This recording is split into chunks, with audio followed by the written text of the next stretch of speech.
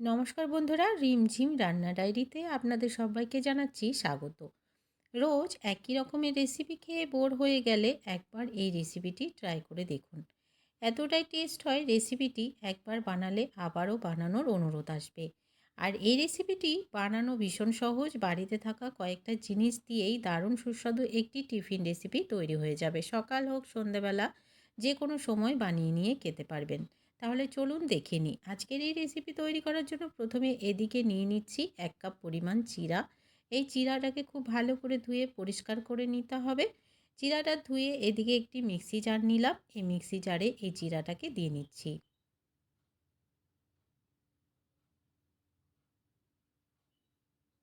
সমস্ত চিড়াটাকে মিক্সি জারে নিয়ে নিলাম। এবারে এখানে দিয়ে দিচ্ছি হাফ কাপ পরিমাণ সুজি। যতটা চিড়া নিয়েছিলাম তার হাফ এখানে সুজি দিলাম। আর এখানে দিয়ে দিচ্ছি দুটো সেদ্ধ করা আলু।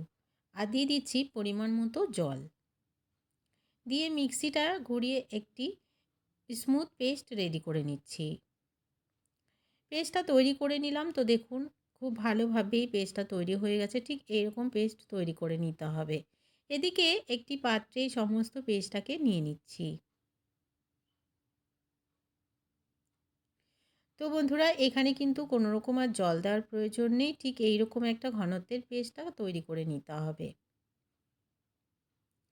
ব্যাটারটা রেডি হয়ে গেলেই এখানে দিয়ে দিচ্ছি পেঁয়াজ কুচি। পেঁয়াজটাকে অবশ্যই ঝিরিঝিরি করে কেটে নিতে হবে। দিয়ে দিলাম একটা লঙ্কা কুচি। দিয়ে খুব ভালো করে সমস্ত কিছুকে একটু মিশিয়ে নিচ্ছি।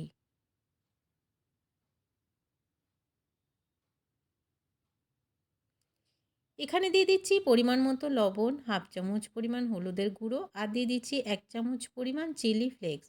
দিয়ে আবারও খুব ভালো করে সমস্ত কিছুকে মিশিয়ে নিয়ে রেডি করে নিচ্ছি ব্যাটারটাকে। আমি কিন্তু আর এখানে কোনো রকম জল ব্যবহার করিনি বন্ধুরা। ঘনত্বটা যেহেতু একদমই পারফেক্ট হয়েছে, তো কোনো রকম জলের আর প্রয়োজন নেই। তো এইরকম একটা ব্যাটার রেডি করে নিতে হবে আমাদেরকে। ব্যাটারটা একদমই রেডি হয়ে গেছে। এদিকে একটি ফ্রাইং প্যানে 1 চামচ পরিমাণ দিয়ে দিলাম তেল। খুব বেশি তেল দেওয়ার প্রয়োজন নেই। যদি প্রয়োজন বেশি হয়ে যায় তাহলে একটা টিস্যু পেপার দিয়ে মুছে নিতে পারেন।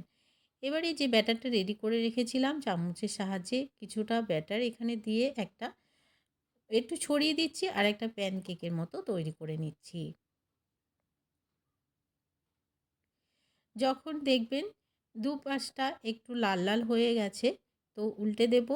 তো একটু চারিদিক থেকে আমি সাইজটা ঠিক করে দিলাম যেন একটা সুন্দর একটা শেপ আসে। তো ওপরে আমি একটু সাদা তিল ছড়িয়ে দিচ্ছি।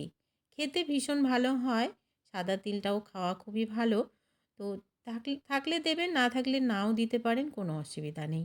উল্টে দিলাম। ওই পাশটা খুব ভালোভাবে তৈরি হয়ে গেছে। অপর পাশটাকেও একটু সেঁকে নিয়েছি। তো বন্ধুরা, এটা কিন্তু একদমই রেডি হয়ে গেছে। খেতে দুর্দান্ত টেস্ট হয়। এই রেসিপিটি একবার হলেও বানিয়ে দেখবেন। যদি ভালো লাগে একটা লাইক শেয়ার করে দেওয়ার অনুরোধ রইল।